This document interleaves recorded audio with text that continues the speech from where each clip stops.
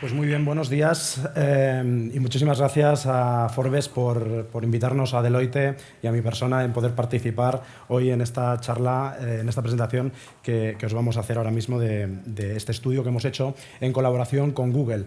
En él vamos a hablar de volúmenes, vamos a hablar de flujos, no vamos a hablar del valor, eso lo dejamos para una segunda parte del estudio que está en construcción ahora mismo.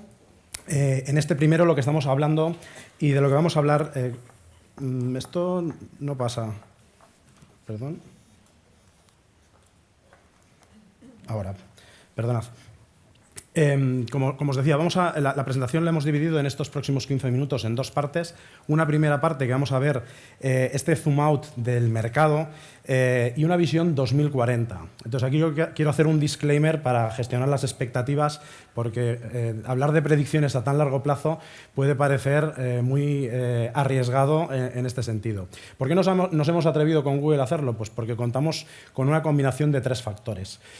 Un primer factor son las tendencias que en los últimos 50 años el turismo ha ido marcando y la correlación de determinadas tendencias y situaciones económicas que nos hace ver que esto tiene un sentido.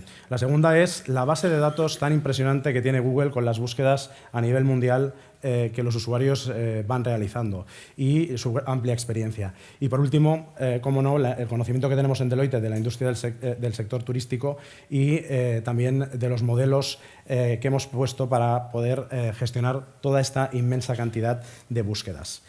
Luego veremos un poquito lo que son las implicaciones estratégicas para la industria de viajes. Entonces, aquí por ver y enmarcar el estudio en qué se basa, pues para que os hagáis una idea, no solo de Deloitte España y Google España, esto es mundial, es una cobertura de 185 países de alcance. Aquí hemos contado, también para contrastar con los datos que hemos obtenido, hemos contado con expertos del sector, como ha sido Raúl González de Grupo Barceló, que ha colaborado significativamente en el contraste de las conclusiones. Luego, lo que os comentaba, el haber metido a ingenieros en datos con analítica avanzada y modelos predictivos que hemos podido gestionar la inmensa cantidad de los varios miles de millones de búsquedas que se han realizado en Google en los últimos 4 años. Y, cómo no, el coger los años, del año 75 al año 2023, hay más de 90.000 puntos de datos que se han incluido para la base de las conclusiones y, asimismo, para la proyección, ahí hemos sido más selectivos en datos que puedan ser robustos y confiables con visión de futuro al año 2040. Entonces, por enmarcar un poquito y ver un poquito la historia, y eso me lo voy a pasar muy rápido, pero del año 75 al año 2019, cada 15 años más o menos se ha duplicado el número de turistas a nivel mundial. En 2019 acabamos en 1.464 millones, como veis en la pantalla, y esto es una base, una tendencia. Hemos tenido, cómo no, momentos en los que ha habido crisis. La más acusada, lógicamente, fue la del COVID para nuestro sector, pero siempre hemos tenido momentos de crisis cuando no ha sido un volcán, ha sido un terremoto, una crisis geopolítica y, cómo no, una crisis sanitaria como la que ha tenido impacto en 2020, ¿no? Lo que es cierto, y esta es otra de las bases del estudio, es que el incremento y proyección que se sigue a lo largo de los años tiene una correlación directa con la evolución de la clase media a nivel mundial. A medida que más clase media se incorpora en los diferentes mercados, más turismo, con esas dos líneas que, como veis, están muy correlacionadas y hay pequeñas variaciones cuando hay esos momentos de recesión en los diferentes capítulos de los últimos años. ¿De ahí a qué nos hemos puesto? Pues este es el dato. 2.400 millones de viajeros por el mundo en el año 2040. Eso es incrementar en 936 millones de viajeros en el mundo. No pensemos que todos van a venir a España, porque esto, lógicamente, no es lo que va a ser. Y precisamente el estudio lo que aparece son destinos y países emisores. Vamos a empezar por los países emisores y veréis que hay varios datos aquí significativos que me gustaría destacar de esta transparencia. El primero es que fijaros que en 2019 el 32%, que eran estos 5 países, quitando India que se incorpora, estaba antes Rusia en este ranking de los top 5, representaban el 32% de lo que es los viajeros del mundo como países emisores. Esto para el año 2040 la proyección es que los 5 primeros van a representar el 42%. Y fijaros pues, que tenemos a China como un gran emisor, Estados Unidos, que ya lo era, pero con mucho más potencia, y ese, por ejemplo, para España creo que es un gran reto el poder atraer americanos. Cómo no, el turismo más maduro y que son los viajeros más expertos en el sector son Reino Unido y Alemania. Y aquí el cuarto que se nos incorpora, y fijaros, 145 millones de pasajeros de India, el país más poblado hoy en el mundo, va a tener 145 millones en estas proyecciones para el año 2040. Aún así, también existen otros nuevos mercados emisores, como los tenéis en el ranking del top 15, pues entran Pakistán, Brasil, Arabia Saudí, Indonesia, México, y en cambio salen de ese ranking de los top 15 emisores pues Canadá, Rumanía, Países Bajos, Japón y España. No estamos en ese ranking en este momento. ¿Y cuáles son los destinos? Pues los destinos lo veis aquí. En el top 5, y aquí alguien puede pensar que, como lo hemos hecho el equipo de Deloitte España, podemos haber sido tendenciosos y que pasemos a Francia, pero no es cierto. Las proyecciones hemos sido rigurosos en lo que se ha tenido. Antes Juan mencionaba un número bastante superior al 110, pero bueno, hay temas de saturación, hay temas en los que va a haber una evolución necesaria en lo que es el coste turístico, no tanto en el volumen. Y en este sentido, pues como veis, nos aparece pues estos 5 países, que también hay otro dato significativo. Estos representaban el 30% de los viajeros que se recibían en el año 2019 y en 2040 solo van a representar el 20%. Perdón. ¿Y el motivo? Pues indudablemente porque hay nuevos destinos. Nuevos destinos, y en el top 15 pues aparecen 3 que se han mencionado en las charlas anteriores, como no, Arabia Saudí, Indonesia o Emiratos. Como veis aquí, con 80, 40 y 40 millones de pasajeros proyectados para este año 2040. Aquí otro, y para acabar la parte de ensalada de números, que tampoco tenemos mucho tiempo, pero hemos querido todos estos países ponerlos en clústeres, en diferentes clústeres, y ver qué es lo que está pasando en las diferentes áreas del mundo, viéndolo desde una perspectiva un poquito más global. Y como veis, pues la parte del Mediterráneo, que seguimos siendo indudablemente el número 1 en cuanto a la atracción de turistas a nivel global, pero sí que perdemos cuota de este clúster versus las llegadas totales. Veis que pasamos de este 25% al 21%. No obstante, de 365 millones a 495 hay un buen incremento. Entran con fuerza, pues veis la parte del sudeste asiático y de Oriente Medio. Todo lo que está haciendo en Oriente Medio, y no me quiero repetir con lo que ya se ha dicho en las charlas anteriores, y Natalia hacía una buena mención, justamente hay un incremento muy notable de pasajeros que van a ir a aquellos destinos y quizás no los hemos captado como para que sean, o no los vamos a poder captar para que sean turistas que vengan a España en este sentido y estén buscando mucho más lo que se está dando en aquellos lares. Y por último, y yo creo para los empresarios precisamente españoles que han hecho una apuesta muy grande en la historia por Caribe, pues se sigue consolidando como un área en la que va a seguir jugando un papel muy relevante, pasando de esos 80 a esos 145 millones de viajeros en el mundo, representando el 6% del turismo.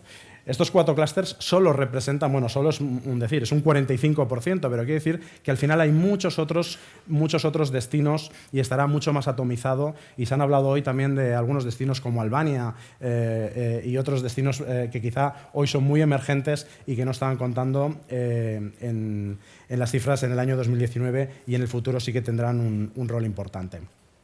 Entonces, entrando en estos 4 minutos que nos quedan en la última parte, para nosotros esto es un poco la parte que nos tiene que inspirar en los negocios, a dónde tenemos que ir, qué es lo que tenemos que hacer para atraer o para ir a otros mercados, pero esto conlleva tres palancas principales. Una relacionada con los mercados, es decir, qué se vende, a quién y cómo se crea valor.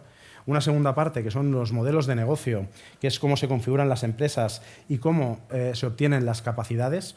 Y una última que le hemos llamado mecánica, ¿no?, que es cómo ejecutar, emplear mano de obra y tomar decisiones operativas. Entrando en la primera, que es la transformación de los flujos turísticos. Indudablemente hay un cambio, ya no solo somos un país de atraer alemanes e ingleses, sino ya de muchos otros lugares. Claramente, con estos números que os he presentado anteriormente, hay otros países emisores muy relevantes que tenemos que ser capaces de captar para gestionar todo esto. Solamente los 3 primeros países de los 5 que estamos comentando, lo que son China, India y Estados Unidos, que representan o van a representar casi 1.000 millones de personas viajando por el mundo, sus búsquedas son online. El cómo se contrata Internet en el 75% de los casos es absolutamente online. Esto con una tendencia al alza, pues por tanto va a hacer que nuestros modelos de gestión de captación tengan una diferencia sustancial. Luego, como no, tenemos un tsunami digital e híbrido. Y yo creo que aquí todo esto hace que la inversión que tengamos que realizar en las nuevas tecnologías y combinar para captar toda la información de nuestros clientes, y no me refiero tanto a los datos que estamos hablando del sector hotelero de registro, etcétera, o de renta cars, etcétera, me refiero mucho más a todo aquello que el usuario, el viajero, está buscando, que es la personalización de la experiencia, que lo tenemos en la página siguiente, pero por vincularlo es muy relevante que para poder tratar toda esa información y poder personalizar necesitamos gestionar, y hoy estamos gestionar toda la parte de datos y de inteligencia artificial, y hoy estamos simplemente en la punta del iceberg de todo el tsunami que nos va a venir en este sentido. Por último, en este apartado, hablar de la RSC. Y aquí también, yo creo que Natalia también estaba hablando de un tema, de todo el tema de responsabilidad corporativa como uno de los topics. Es verdad que esos 900 y pico millones de pasajeros más que se van a incorporar en el mercado, pues van a venir con unas perspectivas quizá algo diferentes. Lo que creo que se va a tener que aprender es de la experiencia de los mercados más maduros, donde ya se está avanzando muchísimo en estas materias, pero claramente también las nuevas generaciones están queriendo ser mucho más responsables, tanto en los ámbitos medioambientales como en los sociales. Como decía, en cuanto a modelo de negocio, la flexibilidad en el centro. Habéis visto en este sentido que hay un aspecto relevante y es que cuando hay crisis realmente son necesarios momentos en los que se ha agradecido muchísimo la flexibilidad.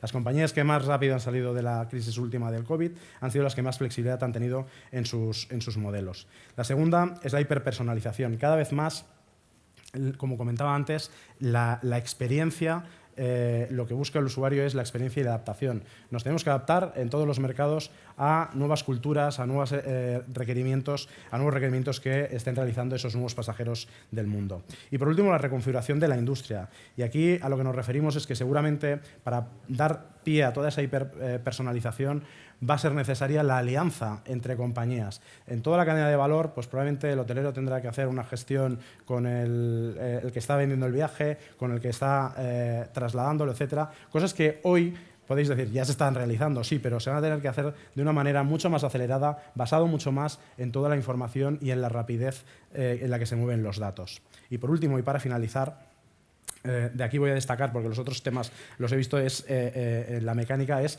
la fuerza laboral. Creo que el gran reto que tenemos en el sector hoy por delante es tener una fuerza laboral adecuadamente preparada. Y también en la primera de las charlas se ha hecho mención, creo que también ha sido Natalia la que hacía mención a todo el tema del necesario desarrollo del talento. Sin eso no vamos a generar buenas experiencias, un buen servicio. No olvidemos que al final no dejamos de ser una industria de un servicio a un cliente que está esperando pasárselo bien, que está esperando llevarse una buena experiencia. Para esto o tenemos la gente preparada y adecuada o si no, no nos va a ir bien. Y el resto creo que lo he ido cubriendo, así que con esto me he pasado un poquito, pero muchísimas gracias. Pongo, para quien quiera bajarse el estudio completo, porque hacerlo en 15 minutos os aseguro que es un reto, el estudio es mucho más amplio, entonces os dejo, si os queréis bajar el estudio completo, está en el QR que está aquí ahora mismo. Muchísimas gracias. Muchísimas gracias, David. Es un reto reducirlo a 15, ¿a qué es un reto? Sí, totalmente. Pero reto superado, de verdad que gracias. sí.